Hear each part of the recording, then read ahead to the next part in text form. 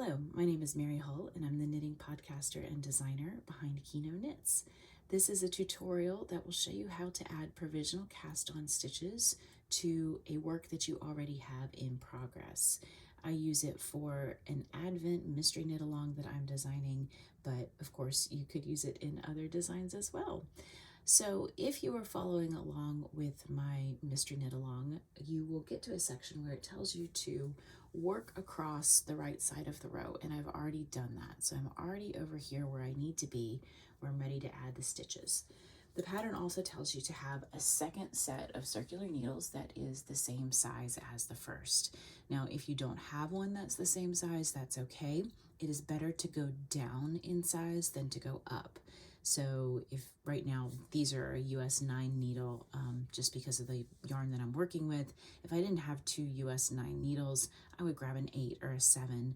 These stitches are going to be a little bit loose, a little hard to keep tension on, and so it's better to go smaller than to go bigger. So in the pattern, I tell you that you work across the right side row, and then you take your second needle that is of the same size or smaller, and you align it on top of the first. Now, if you have ever done Judy's Magic Cast On, this is probably going to click in your brain, but if you haven't, then that's okay. We're going to walk you through it. Now, it is a little bit different from Judy's, one thing being that we just have one strand of yarn here. So as I tell you in the instructions, you're going to want to start by wrapping this around the bottom needle.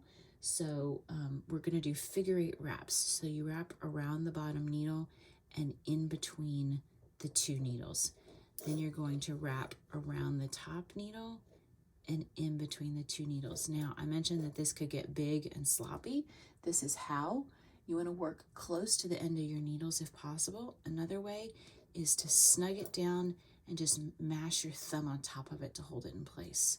So again, I'm doing a figure 8 wrap. I'm wrapping from the bottom over the top in between the needles. I'm going to grab it with my thumb over the top between the two needles. Now you'll see that we're making paired stitches. If I need to add 10 stitches to my bottom work, then I'm going to need 10 stitches on this bottom needle, but that also means I'll get 10 on this top needle. So the end result is doubled. I'm going to be casting on a total of 20 stitches, 1 on 10 on each needle. So just figure 8, wrapping it around. If you're doing a lot of these, of course, eventually you're going to have to shift your needles so that you're still wrapping near the end of the needles, but so that you don't run out of room. And I've lost count here. So right here, it can be hard to figure out where you started. That's why it's easier just to count on the top needle. And you remember that you started on the bottom needle, so you're going to need to end on the top needle to have an even number of stitches. So 1, 2, 3, 4, 5, 6, 7, 8, 9. All right, one more set on the bottom and on the top. So, of course, you're going to cast on many, many more stitches in the pattern if you're working my mystery knit along. But for the purposes of this swatch, we've got 10 on each. And so what happens next is I hold all of this nice and still. And what happens is I've got now a bunch more stitches on this bottom needle I can knit, and then I've got provisional cast on stitches later I can also knit off into the other direction. So I'm going to take my top needle and just pull it through. And again, I'm being careful to hold these tight. Of course, once it gets on the cable, it's going to loosen up. But then I can return to my work, which I'm going to flip around. And I'm sorry for the tangle of needles here. But turn my work, and I am ready to go. I've got my last stitches wrapped around now the bottom needle, so it's anchored there. And I've got my new provisional cast on stitches, and all of these I can now knit out in this direction. And then later on, I can return and knit out in this direction. So because of the way the stitches are twisted, for these first provisional cast-ons on this top one, you'll see that the legs of the stitch are such that it's kind of open. I'm going to go ahead and knit through that back loop to just tighten it up a bit. So across all of the new stitches, in this case 10, I'm just knitting through the back loop again to tighten up that the new stitches that I made.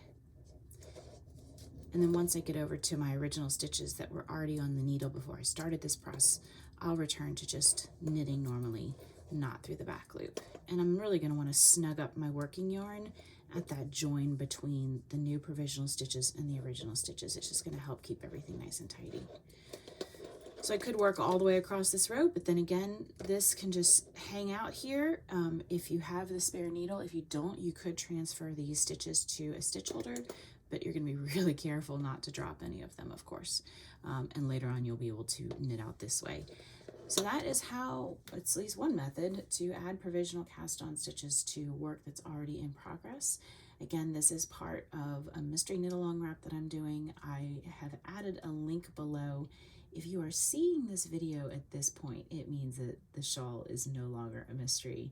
And if you're intrigued by what the heck kind of design uses this, you'll see a link below. You can find my patterns at the Kino Knits store. That's at www.kinoknits.com/shop. You can also find them in Ravelry, on Lovecrafts, through Deep South Direct, and through Deep South Designs. Thank you so much for watching this video. If you want to see more, go ahead and subscribe. I'd appreciate it. Thanks.